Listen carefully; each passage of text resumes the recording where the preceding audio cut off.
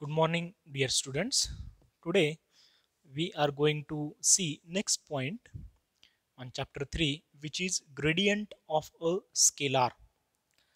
So before studying this gradient of a scalar, we know that vector differential operator del, okay, this del is defined as dabba by dabba x I cap, dabba by dabba y j cap, and dabba by dabba z k cap. Suppose if you operate this gradient on a scalar, okay, so we can say del of phi. So this resultant quantity is a vector quantity and this is known as gradient of a phi.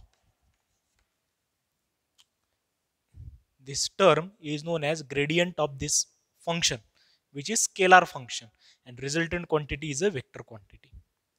Suppose you take dot product of this with any vector, so we can say del dot v. Okay, this term is a scalar term.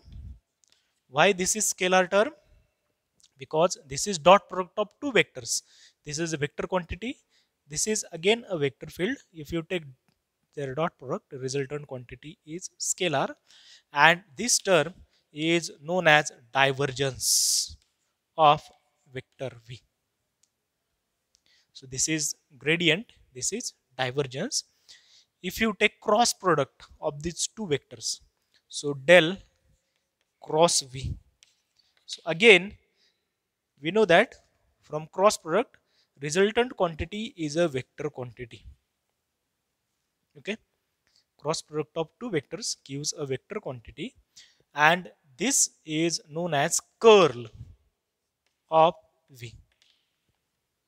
Okay, we are going to see in detail what is mean by gradient, what is mean by divergence, and what is mean by curl and their physical significance. Okay, so by these definitions, okay, first of all we are going to start what is mean by gradient of a scalar, this quantity. In our next lecture we will see divergence and curl. Okay, now first of all gradient.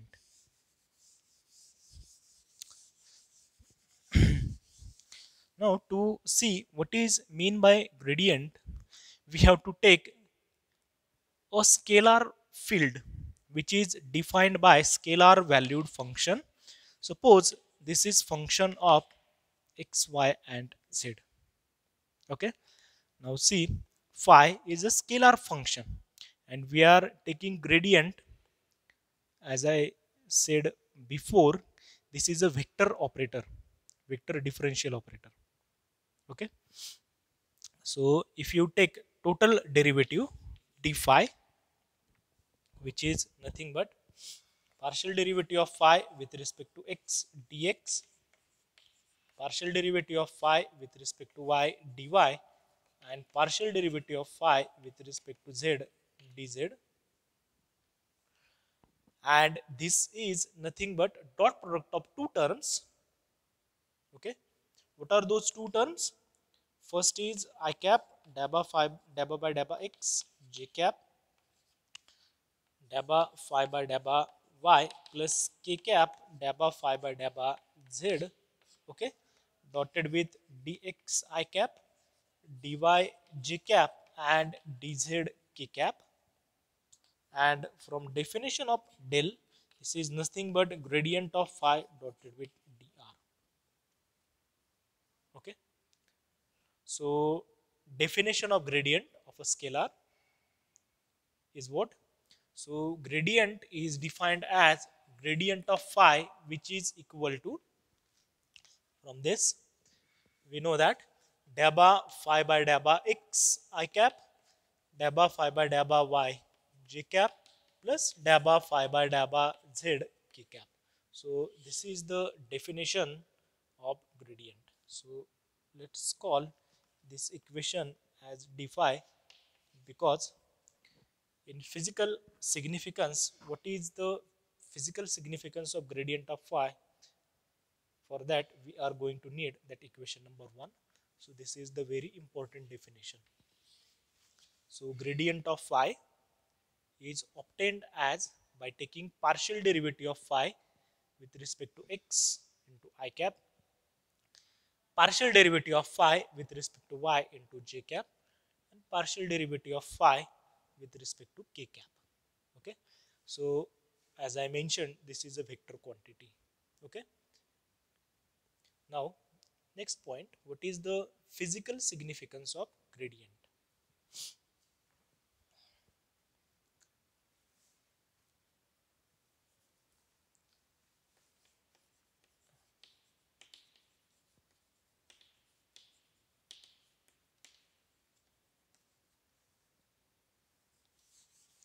So to find out physical significance, we are going to need equation 1. For that, we know that phi is the scalar valued function xyz, and this is represents scalar field. Okay, and in the definition of scalar field, we know that there are surfaces, level surfaces. We are called those surfaces as equipotential surfaces or isothermal surfaces, depending on what are the different situations, physical situations. For example, if you take this scalar field of a charged particle, then we know that V, which is potential, electric potential around charged particle, which is 1 upon 4 pi epsilon naught q upon r. Okay, suppose that charged particle is positive, then it will have positive sign, and if that charged particle is negative, then here we have minus q upon r. So r is the distance, okay, from that charged particle. Suppose that charged particle is over here q, and if you take r1 as the distance, and if we draw circle on that circle, r1 is the constant because r1 is the radius of that circle. So potential, electric potential on this surface of a charged particle, which is 1 upon 4 pi epsilon naught q divided by r1, which is same over here, here, here. Okay, so this is the one type of surface. Now in three dimension, if you take spherical shell, okay, whose radius is r1, in that case radius of this shell is r1, and here we have that surface which is spherical shell. Okay, see surface of the ball, which is shape of spherical shell. In that case, on that spherical shell, potential is constant around this charge, which is q upon r1. So surface of that spherical shell is nothing but equipotential surface.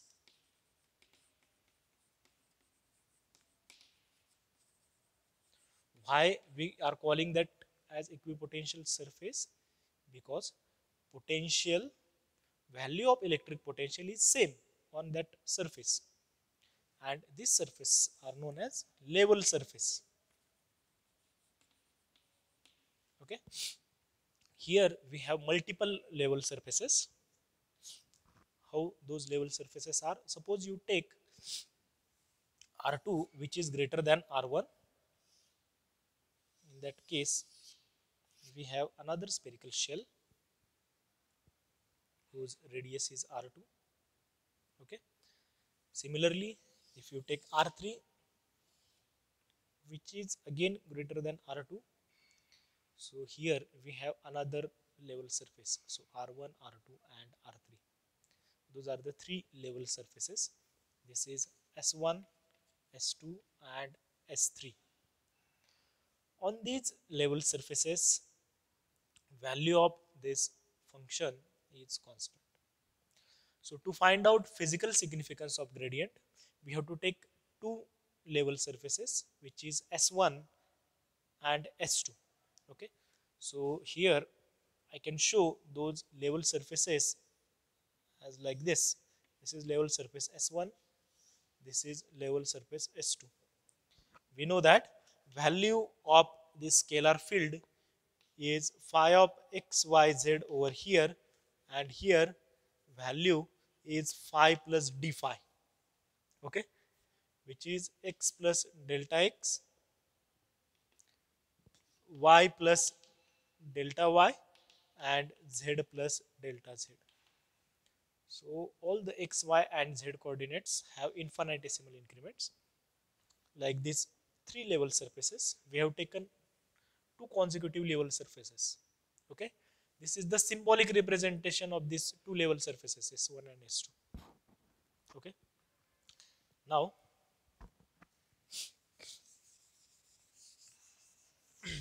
if these are known as equipotential surfaces, when potential is constant, suppose temperature is constant on this surface, those are known as isothermal surfaces.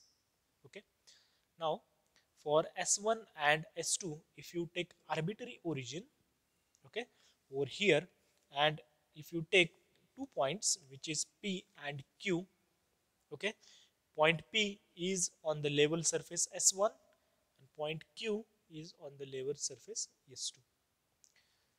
Now if you show position of this point is as vector r from this origin and position of point Q as vector r plus dr, then we know from triangle law of vector addition, if this is vector r, then this vector is nothing but vector dr.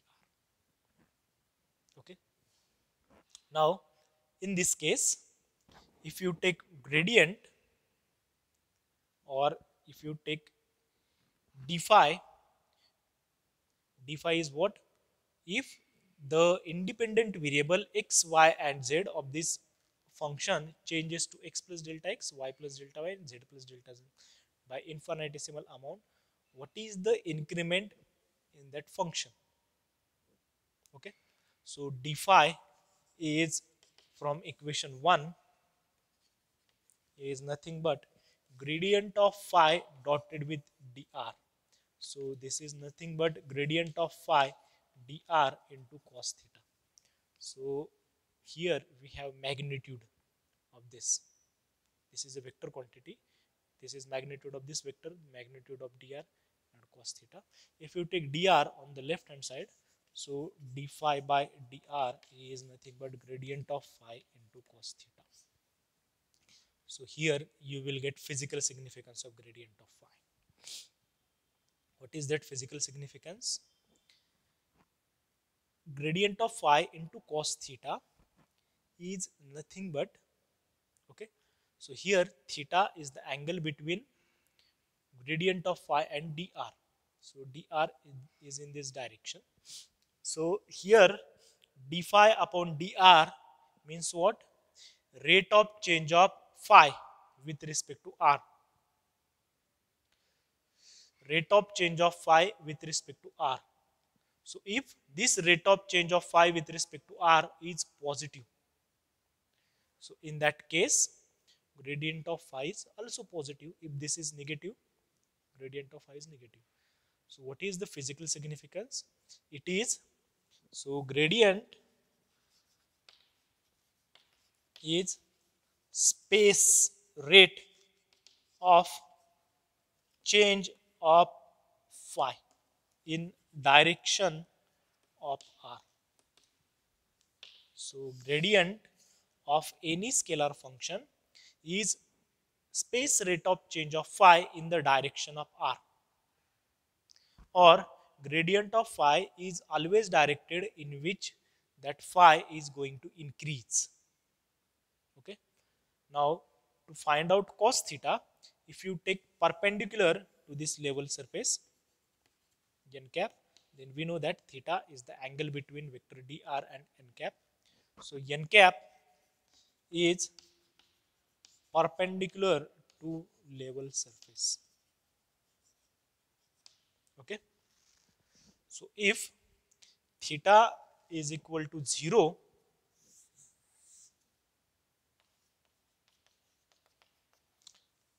in this equation d phi by dr is equal to gradient of phi.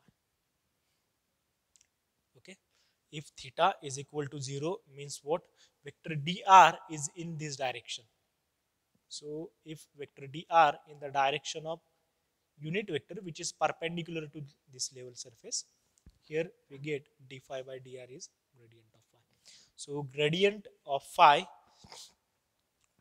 from this equation we can say is always directed in the direction of perpendicular to that level surface, and in that direction values of this function are going to increase.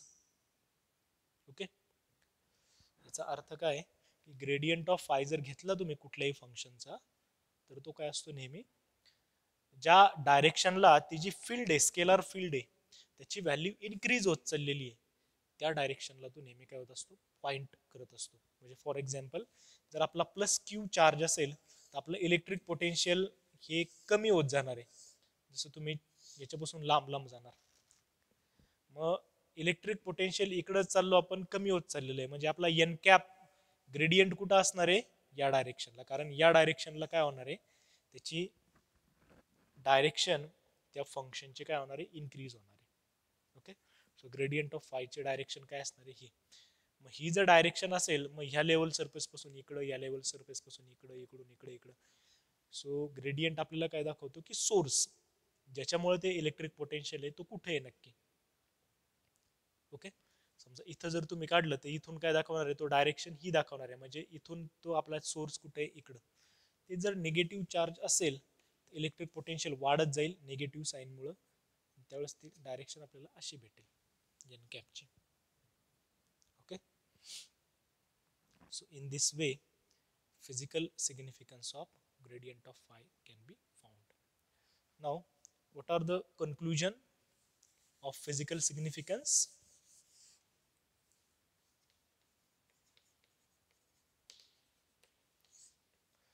Conclusions is that gradient of phi is space rate of change of that scalar function phi in the direction of r, and gradient of phi is always directed in which values of this function are maximum or going to increase.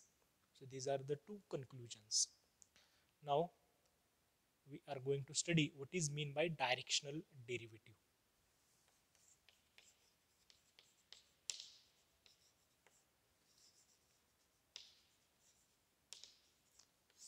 If we have scalar valued function phi, then its directional derivative is defined as d phi by dr, and we know that from definition of directional derivative it is nothing but gradient of phi into cos theta. Okay, so what is the directional derivative? Directional derivative is space rate of change of phi with respect to r, which is nothing but gradient of that function in the direction of unit vector which is directed perpendicular to level surface.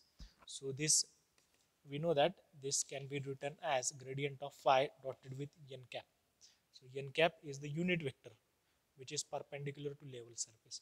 So gradient of phi in the direction of unit vector which is perpendicular to level surface, this is known as directional derivative. Okay, if instead of unit vector, if you take that unit vector in the direction of given vector, then we can say that unit vector is in the direction of that given vector field. Okay, now after finding this, what is mean by gradient? Gradient is nothing but gradient is the space rate of that scalar function, okay, in the direction in which values of that function are going to increase. Okay, so that is the most important point that we have learned. Now in next lecture we are going to solve problems which are based on this gradient.